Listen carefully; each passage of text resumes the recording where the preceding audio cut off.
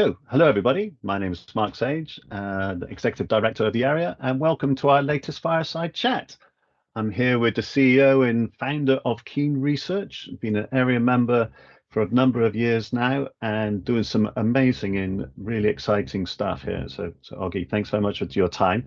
Please perhaps introduce yourself and talk a little bit about the story of Keen Research. Thank you, Mark. Yeah, my name is Ognjen Todic. I'm the CEO of Keen Research.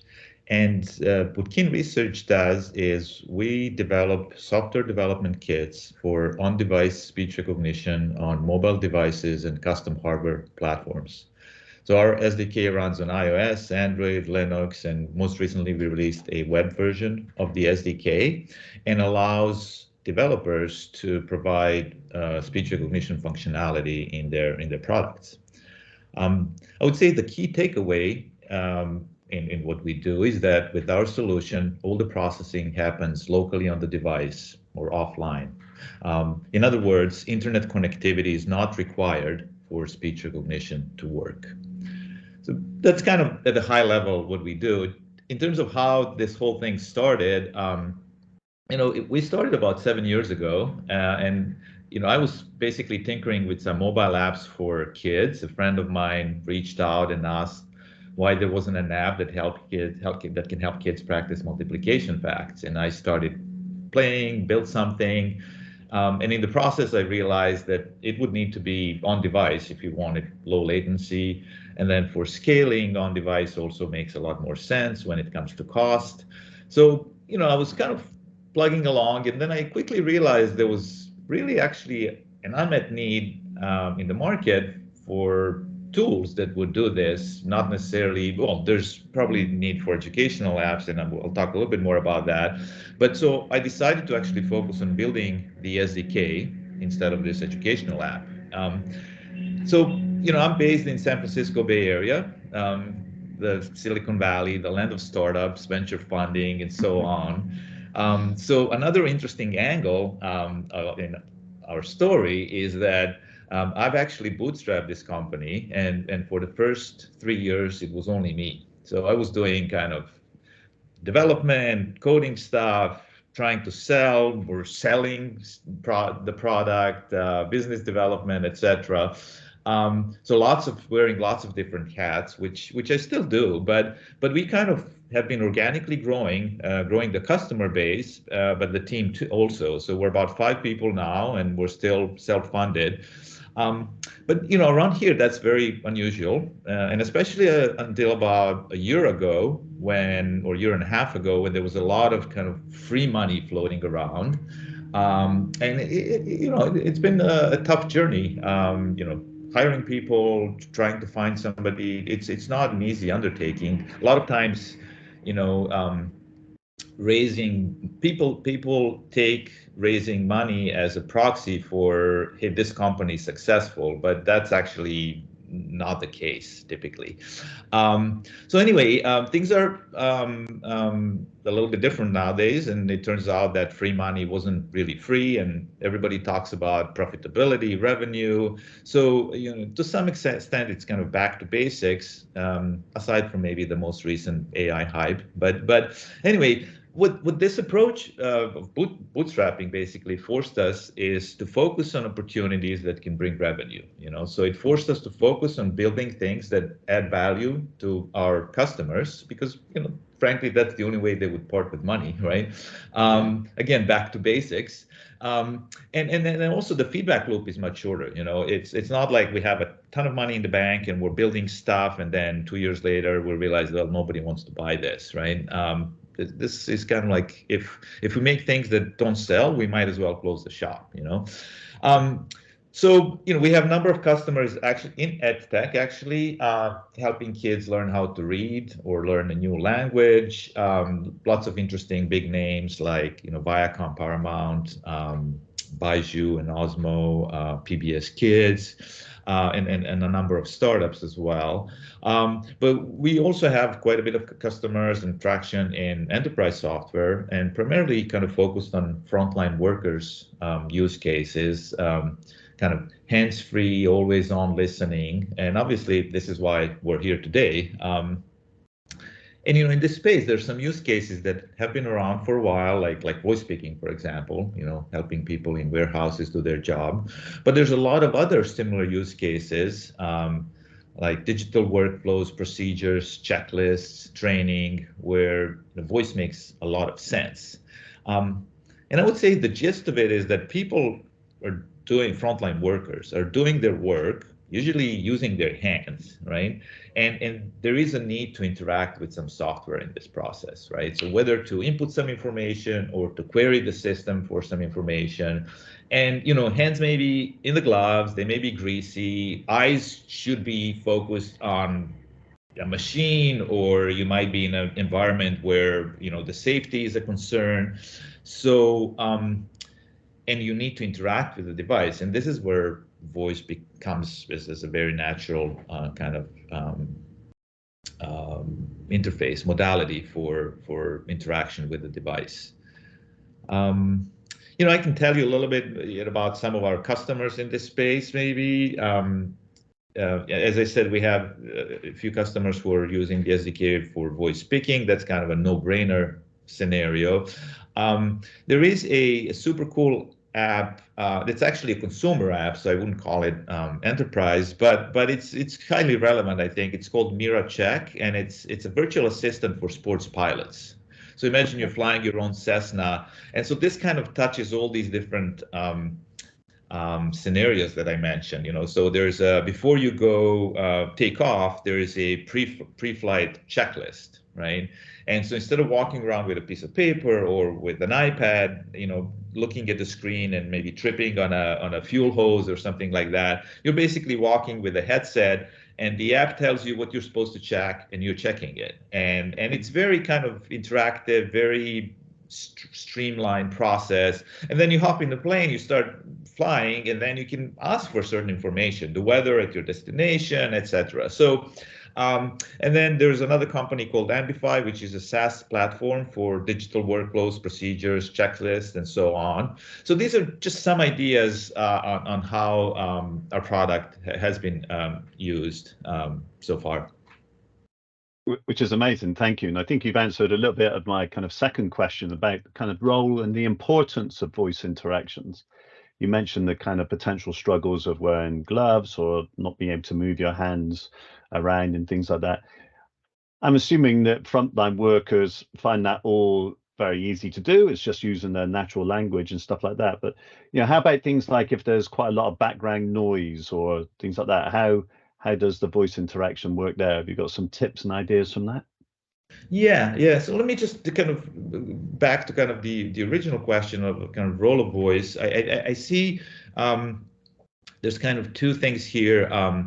Like voice is a modality for interaction with the device, right? With AR or with just in general these frontline worker use cases.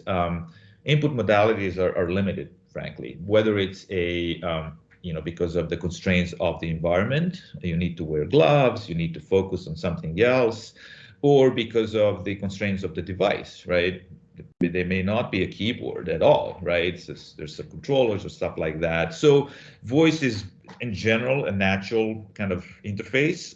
And in these situations, it's even more natural, I would say. And then there's another area which I'd like to come back, but first I'll address your question about environment and noise and stuff like that, which is kind of the when we were here, it's augmented reality is the kind of the premise here, and a lot of times that's kind of the focus is on vision, and I feel like audio gets neglected a little bit. I think there's a lot of interesting use cases where you don't need this kind of Terminator interface with fancy vision stuff. There's a lot of places where that's adding a lot of value, and I'm not neglecting that, but I think there's a number of cases where you don't actually need that. You can just do stuff with voice and audio, right? So, but then back to your question, obviously in this environment, there is noise, there's different types of scenarios where the solution needs to be robust. So there is a number of kind of tips there. Typically, there are the headsets are involved because again, because of hands-free environment. So you have a a boom mic, or you have some sort of setup that's already built to help with canceling or subtracting or reducing the noise, and then picking up the voice from the user, because either with the AR headset the mics are right there close to your mouth, or there's a boom mic with the headset, headphones and microphone that again is kind of focused on picking up your voice. So that's one.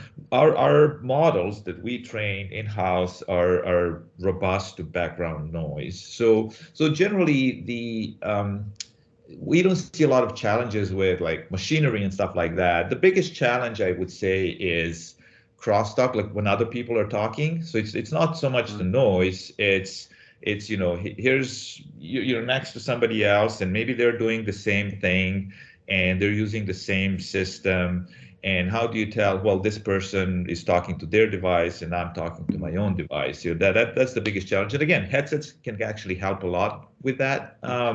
But also a lot of use cases are actually not. This is not an issue because people are like voice speaking. You're roaming around the warehouse. It's not like there's somebody standing next to you doing the same thing, right? Yeah. So anyway. Yeah, no, that's really interesting. But I agree with your point about augmented audio is often overlooked, and it's great to know that you're doing something in the space and really helping, say, kind of end users, frontline workers in the enterprise space. Then one last final question, and you mentioned it in your first question, was about the difference between on-device kind of processing and edge processing. It'd be great for you to explain a little bit more, maybe some of the kind of benefits and the challenges, and what companies should be looking for if they're thinking of different use cases in this space. Sure. Yeah. So obviously we're focused on device, and what that means is really that when you capture the audio on the device, all the speech recognition processing happens locally on that, let's say, mobile phone or AR headset. You don't need to stream the audio to the cloud for speech recognition processing, right? So obviously with on-device processing, you don't need to rely on internet connectivity. So your app can work in places where there's no internet. One thing we've learned in the past couple of years, our initial selling point was like, well, you don't need internet, either have it or not have it. It's actually quite interesting that in different verticals, ed tech, frontline workers, and enterprise software also, it's not necessarily whether you have it or not have it, but whether you have reliable internet. Right? Because if your service is relying, and especially with these use cases where you need to actually run this thing, like it's not like Siri where you just make a request and then a lot of these use cases require always on listening, right? So if internet is not reliable, if it's flaky, guess what? Your service is going to appear flaky. It's not going to work for that worker. So that's a big one. Everything happens locally on the device. Privacy and security is another big factor. I don't know if you're aware.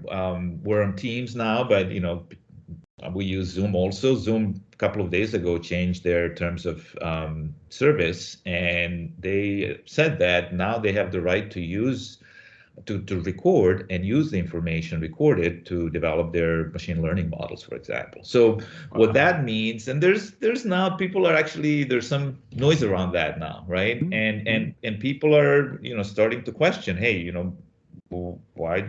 And sorry, just to kind of go back, what this means is not just, hey, we're gonna and again, I haven't read their terms of service, so I don't know the details, but typically, when you have this kind of data, at some point, somebody needs to a human really needs to do something with it. There's ways to use this data without kind of an unsupervised manner, but typically at least some fraction of the data needs to be looked at by humans, right? So transcribed, annotated in certain ways. So,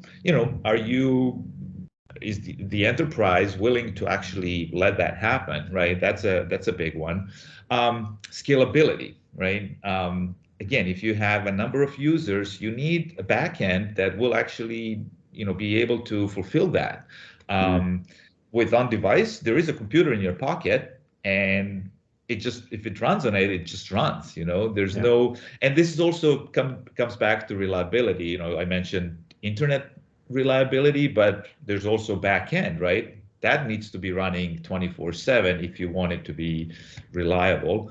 I mentioned these always on listening use cases. They would be really, really hard to do with the cloud.